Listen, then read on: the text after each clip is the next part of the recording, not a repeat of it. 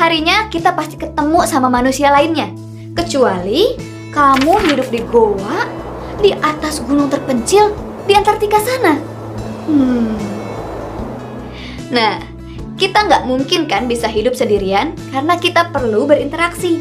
Kayak misalnya dengan teman di sekolah, atau sama pak polisi yang lagi ngatur jalanan, atau sama kakak dan adik kita.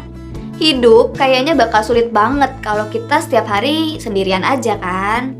Interaksi kita dengan orang-orang di sekitar kita bentuknya bisa macam-macam. Kayak misalnya, setiap pagi kita selalu salaman sama ibu dan bapak sebelum berangkat ke sekolah. Tapi, kamu pernah mikir gak? Kenapa ya kita harus salaman sama ibu dan bapak? Nah, kita akan cari tahu tentang semua itu dan lebih banyak lagi tentang manusia. Pada kesempatan kali ini, kita akan belajar tentang ilmu sosiologi. Ilmu sosiologi merupakan materi pada bab 1 dalam mata pelajaran sosiologi kelas 10 di semester ganjil. Untuk memudahkan kalian dalam memahami materi ini, di sini Ibu telah membagi ke dalam beberapa poin penting. Di mana yang pertama adalah pengertian sosiologi, yang kedua adalah ciri-ciri sosiologi, dan yang ketiga adalah sejarah lahirnya ilmu sosiologi. Baik, langsung saja kita mulai ke dalam pengertian sosiologi. Sosiologi berasal dari dua kata, yaitu sosios dan logos. Sosios itu artinya adalah masyarakat, dan logos artinya adalah ilmu. Jadi sosiologi secara harfiah artinya adalah ilmu yang mempelajari tentang masyarakat. Di sini ada beberapa pengertian sosiologi menurut para ahli. Yang pertama menurut Max Weber. Menurutnya bahwa sosiologi ini adalah ilmu yang mempelajari tentang tindakan-tindakan sosial. Apa sih itu tindakan sosial? Tindakan sosial adalah suatu tindakan yang dilakukan oleh seseorang terhadap orang lain. Jadi dalam hal ini, dalam aktivitasnya itu harus terdapat pelaku kedua. Contohnya adalah ketika seseorang sedang marah, kemudian orang tersebut mendorong orang lain, itulah yang dikatakan sebagai tindakan sosial. Bandingkan dengan seseorang yang sedang marah, kemudian orang tersebut hanya diam dan tidak melakukan apa-apa, itu tidak dapat dikatakan sebagai tindakan sosial karena di dalamnya tidak terdapat pihak kedua atau orang lain. Sehingga dapat dikatakan bahwa tidak semua tindakan itu dikatakan sebagai tindakan sosial. Kemudian yang kedua menurut Selo Sumarjan. Menurutnya, bahwa sosiologi ini adalah ilmu yang mempelajari struktur sosial dan proses sosial termasuk perubahan sosial. Dapat kita simpulkan bahwa pengertian sosiologi adalah suatu ilmu yang mempelajari tentang kehidupan masyarakat dan gejala-gejala sosial serta struktur sosial pada masyarakat itu sendiri. Kemudian kita beralih ke poin berikutnya, yaitu ciri-ciri sosiologi. Ternyata, sosiologi ini merupakan suatu ilmu sosial yang memiliki karakteristik berbeda dibandingkan ilmu sosial yang lainnya. Maka di sini terdapat 4 sifat dalam sosiologi atau 4 ciri dalam sosiologi.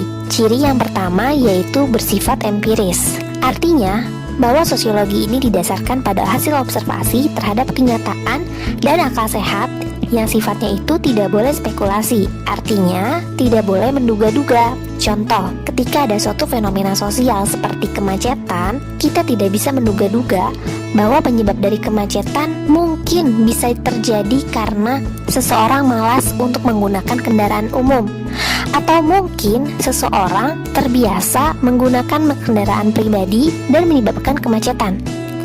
Kalimat mungkin di sini perlu kita garis bawahi sebagai tanda bahwa hal tersebut bisa dikatakan spekulasi atau menduga-duga. Hal tersebut tidak sesuai dengan sifat empiris pada sosiologi. Jadi, dalam mengkaji atau menganalisis penyebab dari munculnya suatu fenomena, misalkan tadi kemacetan, tidak boleh menduga-duga dan harus didasarkan pada sebuah penelitian yang menunjukkan sebuah hasil mengapa seseorang lebih memilih untuk menggunakan mobil pribadi ketimbang kendaraan umum, akhirnya mengakibatkan kemacetan. Kemudian yang kedua yaitu bersifat teoritis. Teoritis ini artinya adalah menyusun abstraksi dari hasil observasi yang konkret di lapangan. Nah, ini ada kaitannya dengan ciri yang pertama. Kalau tadi kita sudah menyebutkan tentang penelitian sosial yang akhirnya memiliki hasil, dan dalam hasil penelitian itu nantinya akan ada kesimpulan dari suatu fenomena yang kita teliti. Nah, kesimpulan tadi dapat menghasilkan suatu teori dan itulah yang disebut dengan teoretis. Kemudian ciri yang ketiga yaitu bersifat kumulatif. Kumulatif di sini artinya adalah sosiologi dibentuk dari teori-teori yang sudah ada, kemudian dapat diperbaiki dan diperluas lagi. Teori-teori dalam sosiologi bersifat fleksibel, artinya dapat diubah sesuai dengan keadaan zamannya. Untuk kata kunci kumulatif, kalian ingat saja dengan kalimat kumulatif atau kumpulan.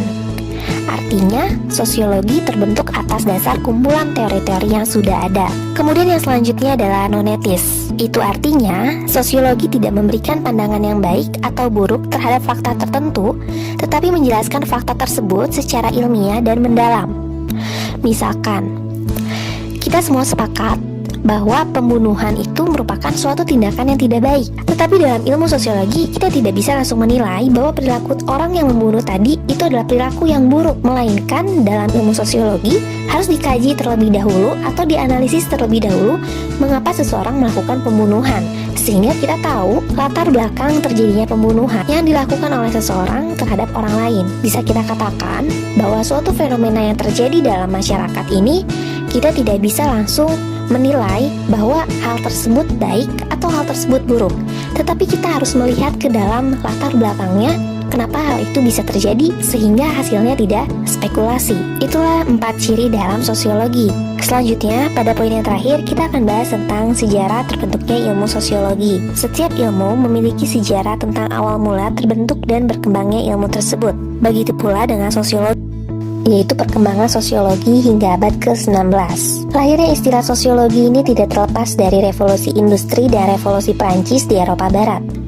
Telah terjadi pula kebiasaan baru yang pada awalnya mereka berharap bahwa revolusi industri ini dapat menghilangkan diskriminasi dan penindasan bagi anggota masyarakat di sana. Tetapi pada kenyataannya, semenjak adanya revolusi industri, kekacauan ini malah semakin terlihat nyata. Mulai muncul kelas-kelas sosial yang baru, seperti masyarakat yang memiliki modal besar dan masyarakat yang tidak memiliki modal besar, atau disebut juga dengan buruh dan majikan, di mana orang yang memiliki modal besar ini mendominasi orang-orang yang tidak memiliki modal besar. Peristiwa ini disebut juga dengan kapitalisme dan feodalisme. Melihat kenyataan seperti ini, muncullah salah satu tokoh dari Prancis yang bernama Auguste Comte yang mulai berpikir bahwa bagaimana cara untuk mengurangi dampak dari adanya revolusi industri di Prancis. Akhirnya, Auguste Comte mulai mengembangkan suatu ilmu dengan istilah atau dengan sebutan baru yang disebut dengan sosiologi. Menurutnya, sosiologi ini dapat dijadikan sebagai ilmu yang dapat mengurangi kekacauan akibat adanya dampak dari perubahan sosial, yaitu revolusi industri tadi. Pada tahun 1828, muncullah istilah sosiologi untuk pertama kalinya dalam masyarakat, sehingga Auguste Comte ini dikenal juga sebagai sebutan Bapak Sosiologi.